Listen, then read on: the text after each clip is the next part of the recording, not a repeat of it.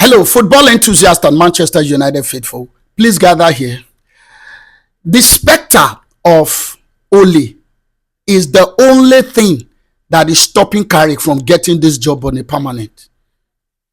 The spectre of Ole is the only thing that is stopping Carrick from getting this job. And there are two factors that have differentiated Ole's era and that of Carrick. Yes, two factors that I'm going to talk about in this broadcast. But what I don't notice, when I know they like my post, it be like so now they carry the way with the content. I beg more they like them. They like it, they attract more people. So I want you people to get it engaged. I appreciate what you've been doing, but the likes are not enough. So please try to like it first. Then you watch the video and share it. Now, as I said, I just spoke on grammar and I said the spectre of Ole. What I mean by the spectre of Ole is that the fear of Ole, they gave Ole the job before, he do well. Later, it can get problem. According to their own narrative, it can get problem. So, Manchester United hierarchy and Manchester United fans, they are looking at Ole's situation and comparing it to that of Carrick. But is Ole really a failure? That's another debate for another day, because I've never agreed that Ole was a failure. Because me, I don't hear narrative, I just jump into the bandwagon or just start to queue behind it. Me, I they ask questions and I they study where they read where Ole, if the situation that Ole put us, if Amorim had it, we won't complain. I'm telling you, we won't, because Ole finished second and third before the third season. A problem started, So when people call Ole failure, I don't know where that is coming from. But the spectre of Ole is what is stopping Carrick from getting the job, because of the fear of that uncertainty. As many have floated the narrative that it was a failure. For me, it was never a failure. Second and third, you understand. But as I said, let's not get deviated. There are two factors that made Carrick's era to be different from that of Ole.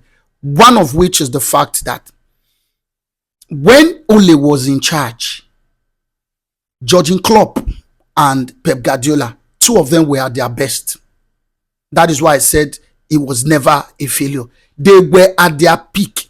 Imagine that 2018-19 season, Liverpool came second. That season, Jurgen Klopp lost only one game. Only won the full season. And he got 97 points. 97 points. But he came second.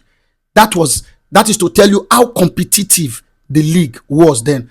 For this Carrick's time, it is not like that. It is the club is no longer there. Pep is not at his best, and today we have been with the fluctuations in performance. This time is not really is really terrible. It's not as stable as when Ole was there. So that is one factor. Another factor that is making Carrick's time to be different from that of Ole is the presence of Cristiano Ronaldo. Ole was doing well until Cristiano came, and Cristiano. Shout out to Cristiano, is the best player in the whole world. Argue with your keypad. Cristiano has a very huge presence. That boy presence, if Cristiano enter anywhere, Baba, everywhere go shake. That is the kind of person he is. So when he came in, that aura that he came in with swallowed Ole. And Ole couldn't do some things that ordinarily, if it was another player, he would have done. There are games that Baba was bad. Ole will not be able to change him because he does not have the balls to do that. You understand? So if you check what is happening at Al Nassr now, and where Cristiano came, they were actually winning trophies. Shout out to Cristiano. Don't twist my story. I'm trying to say something. When Cristiano came, it takes a big manager to manage Cristiano. Like this Jesus that they brought now. The man is big enough. I think under that man, they might do something. Because I saw their last game against, I think, Al Ittihad. They won that game, I think 2-0. He didn't play because he's on protest. You see how Ronaldo is even more popular than the president of that country. That is the kind of aura that Ronaldo comes in with. So if Ronaldo is in your camp, you need to sit up. You need to just sit up. So those two factors are the reason why Carrick's time is different from Ole's time. And the reality is that Carrick has the pedigree to take this team to wherever we want him to take the team to. All he just needs, in my own opinion, is just the support. And if he carries on with this winning, Why not? Who are you bringing outside? He's coached the biggest club in the world in Manchester United on 2 stints.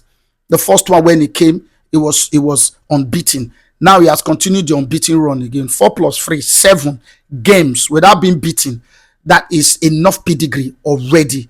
So in my own opinion, I think if he carries on like this specter of Ole should be lifted up. Take it up, take it out. It doesn't concern him. The errors are different, and I've given us the 2 factors why the errors are really different. And please, let me put this straight. Carrick, Ole was never a failure.